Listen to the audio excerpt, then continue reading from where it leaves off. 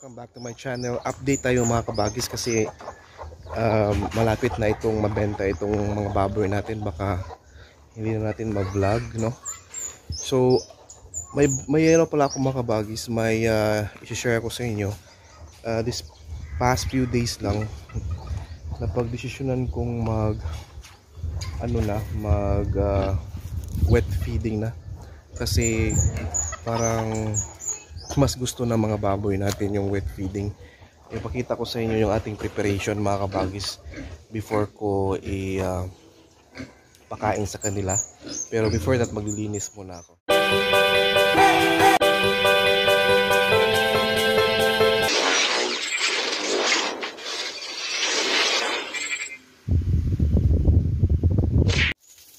Ayan, ligo time. So magpaligo tayo sa kanila before pakainin, and then after mapakain.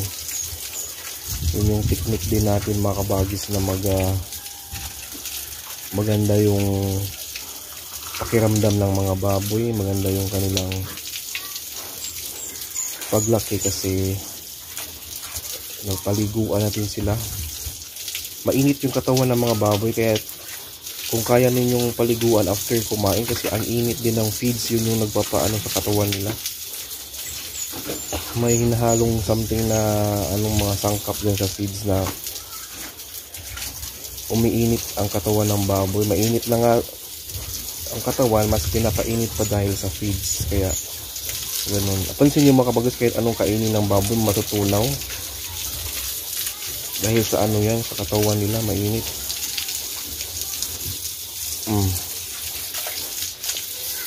Ito yung tatlo natin, eh.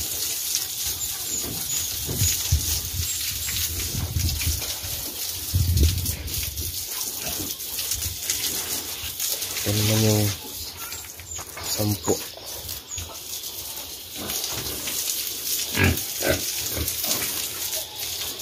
Ang dumi.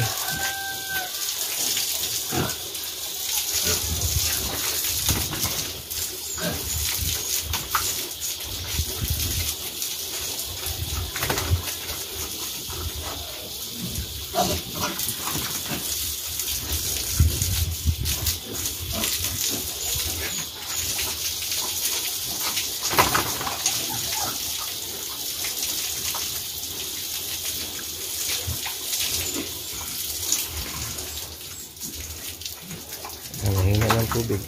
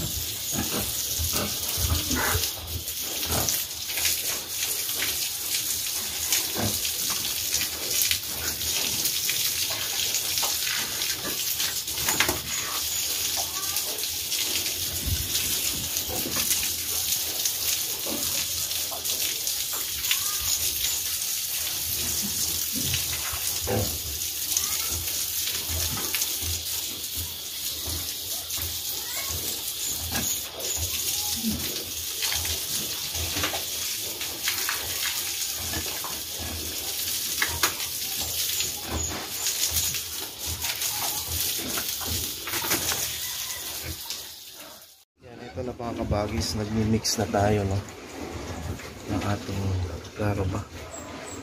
Ayan. So mimix ko muna. Ang syempre inuubos na lang natin yung natirang installing. Kapagod. So napansin ko kapag mag wet feeding kayo mga kabagis, iba yung busog ng mga baboy. So imagine mo ilang tubig din yung ma-mix mo sa feeds nila, tapos maubos nila yung ganun, umiinom pa sila after. So kung magtatanong kayo maganda ba ang wet feeding kaysa dry, mas maganda ang wet feeding. Ngayon ko lang na pagtanto. Pero kung mahirapan naman kayong sa wet feeding kasi nga matrabaho siya, kaysa dry feeding diretso na lang yung paglagay mo sa sa feeds, no, diretso na lang kain na sila. Ito magmi-mix ka pa. Ito din yung nakakapagod mag vlog mga kapagis, walang umahawak sa camera natin. Ayan na. Kita nyo ba? Oh. So binibigyan ko sila ng dry ng mga konting takal lang kasi nga maingay habang nag-mix ako dito. Then ihalo ko to sa kanila. So yun mga kabagis, no, napakadali lang po. And then pawis. Ang natuwa ako kasi maraming mga nag-comment mga kabagis, mga positive, no, kasi imagine niyo nasa na pala tayo, 5 months na tayo mulong nagsimulang mag-upload ng mga videos about sa pag-alaga natin sa baboy. At may iba na viewers natin at subscribers na sinusunod yung ating mga payo mula nung pagbili nila ng biik. And then sabi pa nga doon sa comment na normally nakapagbenta lang sila in 3 months lang 50 kilos or below 50 kilos. Ngayon umaangat na sila hanggang 60 to 70 dahil sa ginagawa nila na magpa-snack sila, ganun, magpurga sila regularly, tapos maraming 24/7 yung tubig, paliguan palagi. So yun, maraming nag-feedback sa atin mga kabagis, and natuwa naman tayo, nakatulong tayo kahit paano, no? And then sa mga nanalo ng ating mga giveaway, thank you so much din sa lahat na nag-join. Sa mga gustong mag-join, just make sure to comment lang mga kabagis. So yun lang muna, no? Pakain ko na ito maya-maya. So yun mga kabagis, no? Kumakain na sila. And sa mga nagtatanong pala regarding sa pakain ngayon, dito banda kasi mas matanda yan sila. Nag-stick pa rin ako sa 1 kilo per baboy every meal. Pero ngayon ang ginagawa ko, hindi ko inuubos yung pagbigay sa kanila ng mga kabagis kasi pang snacks yan.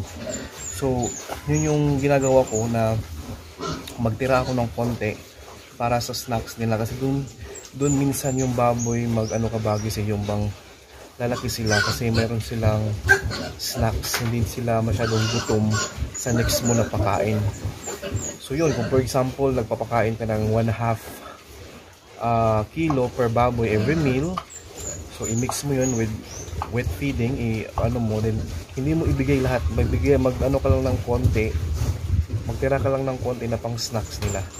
Pwede ding dagdagan mo ng 1 takal o 2 takal, kaya yun yung pang snacks nila. So yung ginagawa ko, yun yung tip na napakaganda mga kabagis, kasi doon sila lumalaki, no? Yung hindi sila masyadong gutom sa next nila na before yung next nila na meal, di ba?